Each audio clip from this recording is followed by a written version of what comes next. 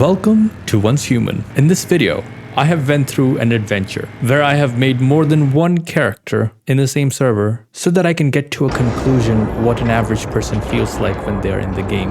I mean, he's like really close for my comfort. Should I move my base a little bit in the back? Oh fuck no.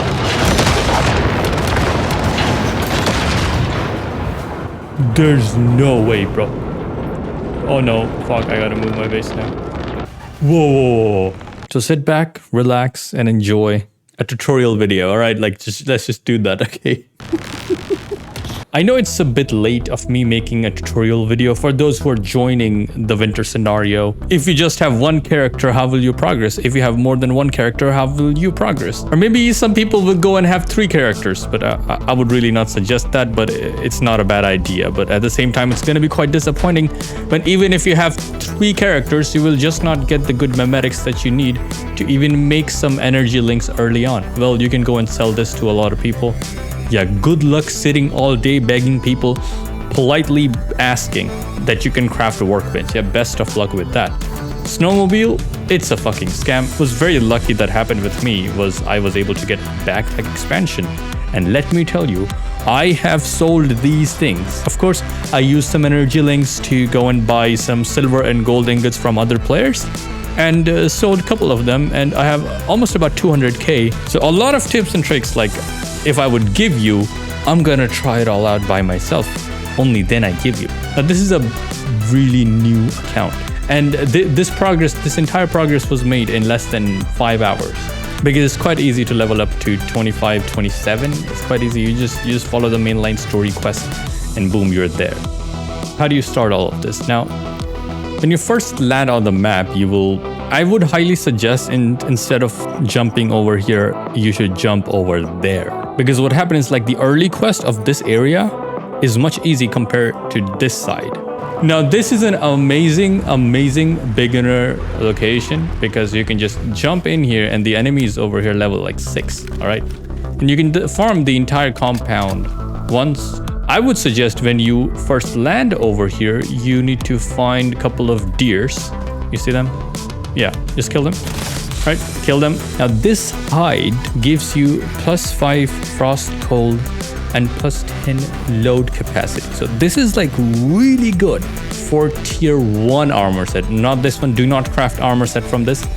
A tier 1 armor set for leg and your chest piece. Do not use it on anything else. Basically, if you want to survive the cold, you just want to focus on 2 gears. That is like your chest piece and your leg piece. Now, this was all for tier 1, when you're like level 0 to level 10, and if you just want to survive. One more thing that I'll say is like, have this thing, Thermoium. Make 2 of them, right? Make 2 of them, and then make this redstone. Now, this is going to give you +10 heat, 10 cold and frost resistance. So early game, having 20 resistance from cold and ice is gonna be enough for you to basically finish this location, go over there. Sometimes maybe at night you will face some issues, but I'll tell you what to do right after this one.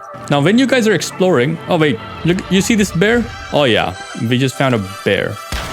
Now, the bear hide is by far the best hide, I would say, for beginners to make armors with. But I would say only craft tier 3 armor. What the hell? Oh, yes. Oh, I gotta know what this does. This is a golden, like what happened is like most will give you blue hide and some will have some genetic trait that will give you a golden hide, you know? And we just got a golden on a video. So that is amazing. Basically, you can remember that you will find, like you just jump there. You can probably know this place. Like there's a teleporter, you land over there. There's a teleporter over there. There's a bear over there. I'll probably show you one more bear location if you really want to have a really good tier 2 to make an entire armor set. So by the way, we will have a quest in this location. Probably one of the first quests that you will have. I died over here when I ran out of charcoal. Hello, sir. How you doing? So yeah, farm these bears if you see them. Yeah, this one gave me blue skin. That one gave me golden skin. It's quite rare to get a golden skin, right? So you have to craft this thing that gives you cold resistance, and I have died right over here, you know? And the bear was right over there. So yeah, if you are on a journey, if you're going outside and if you know it's going to take some time, you're uncertain a bit, then I'll say have some charcoal inside your inventory. Bring some along with you. Now let's talk about making a tier 2 gear.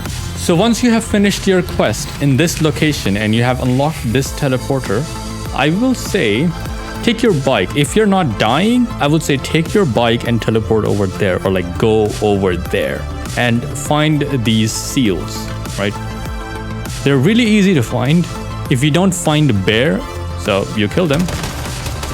These guys give you same resistance as the bear hide, but they don't heal you. Seal skin, I get plus 10 cold and frost. So if you don't find any bear, don't worry about it. Use this. First deviation, as soon as you land in the map, I would highly suggest you take out a healer, because like you will have to pop these things over and over and over again if you don't have something like this guy, because you can just do E and he's out and he just heals your character, restores the sanity, and you're good to go. I need to buy that, so I'll probably invite him. You can always invite people in your base so that they can help you make some of these things. I hope he just jumps in and not waste a lot of my time.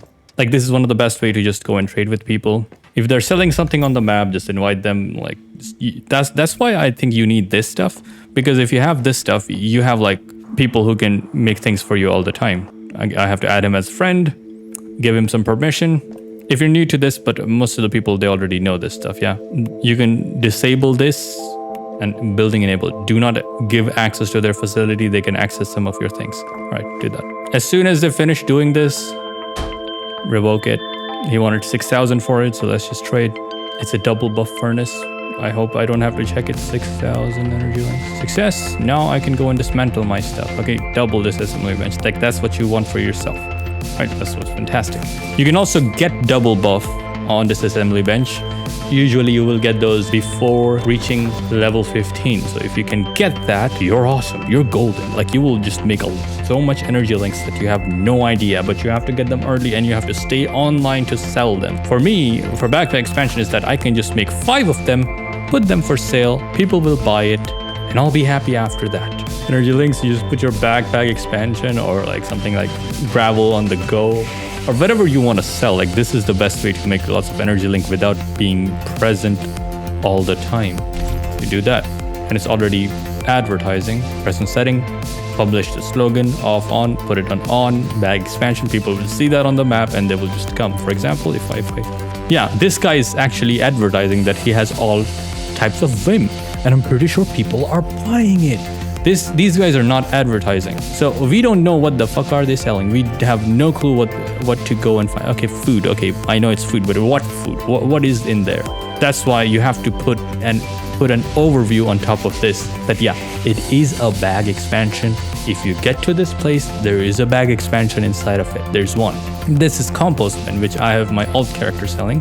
Small things like that can really make your experience absolutely insane when it comes to progression. Now, let's talk about weapons. What type of weapons you want to make? I can proudly suggest you to go with a double barrel shotgun, because this gun is insane. Another great thing about this gun is that this gun just does more damage per bullet.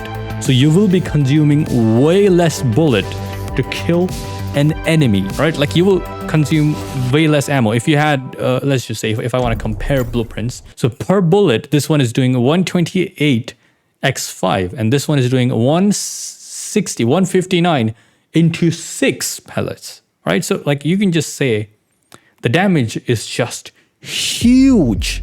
So I mean, just like that, you can have a shotgun and you can have a sniper like this, or this one, like whatever you prefer. Now, these snipers are the best. You hit a headshot, you always get a kill, and you're good to go. You're using less bullets. One thing that I almost missed that I feel like is gonna be one of the most important tips and tricks that I can give you in this game is shut up and do this. Okay, because 10, 15, 25 memetics points is so important to get, because I have struggled with this when I had to learn a couple of memetics. Let's just say I want to learn this. Unfortunately, I don't have memetics points. What am I gonna do? I'm gonna unlearn this and then learn this. And to avoid this early game, these type of dumb things, is just shut up and do this. It's very easy to do. So this is your iron ore, okay?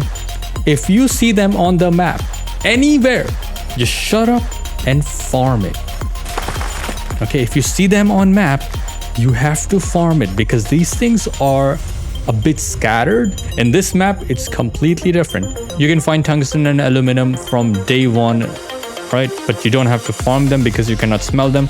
If you farm them, then you're basically wasting life of your electric drill. So you don't want to be doing that. You probably can skip these things, just focus on finding iron. Can you see how rare they are? It's usually easy to find these things than to find an iron ore. So people cry all over the map for, where should I find iron ore? That's how they cry, like, you know. Right, this thing cost me 5 electronic parts and 10 strand parts, and rest of the things are ingots. Ingots you can craft. Take out electronic parts and take out standard parts from your Eternal Land backpack. This is the best way to progress. You take out 1 electric furnace, you just take out 1 solar generator. So I can say take out your fuse. Just make 2 of these things, and this thing can be done in first 30 minutes of the game. Like first 30 minutes you can do this. You can have that entire base with a furnace in less than an hour and 30 minutes in the game. And if you have a 2 character in your base, yeah, here's what you do. You see those things? Those are my alt characters deviations. I took out this guy. I took out this thing. I took out this frog. I took out, I don't know what that is. I took out her. I took out, again, whatever the deviations that you need. You can probably start selling all the Vim potions because Vim potions are very easy to craft. What do you need for a Vim potion? I mean, just look at that. You can start selling Vim potions as early as you can. And for very low price, like this thing would cost you what? 3 glass, 4 acid. You can sell these things for 200 energy link and you will still be profitable and people would buy them. And if you have alt characters and if you decide to make something like a farm base, I would suggest you take out resources for 4 solar panels and 6 water pumps. You can probably have these things in your base, in a farm base, and you can just forget about the base and maybe go and visit the base after some time. Take these things out just like boom, boom, all right? Like, or if you're farming acid, then you just have to store them inside a box. Now that is a pure acid farm. Only thing it does, acid from these things will go inside these boxes and I'll collect from these boxes and put it inside those boxes. Because that's quite easy to do, you know, like you just you can fit 2 boxes of these acids and put it inside 1 small box of acid. Upgrade your bike, dude. Like this is just so important. At least have a good engine and at least have a good frame so that it doesn't break quickly. The reason for upgrading your bike is that this map needs you to go to, you know, very far distance on a road. I mean, just look at that. You have to go from road to this location.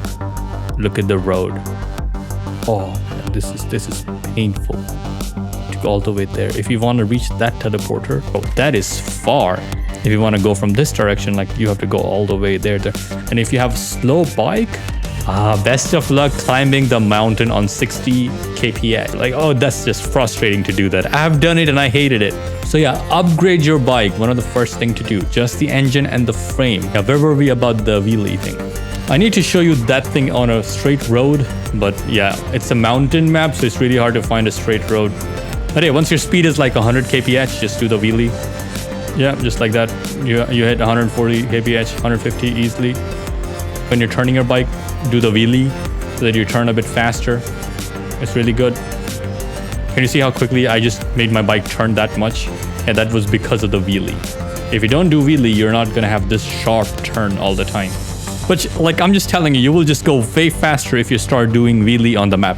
How do you do wheelie? You go to your settings, all right? You go to settings, keyboard, vehicle, 2-wheeler. There's a setting that says lean forward and lean backwards.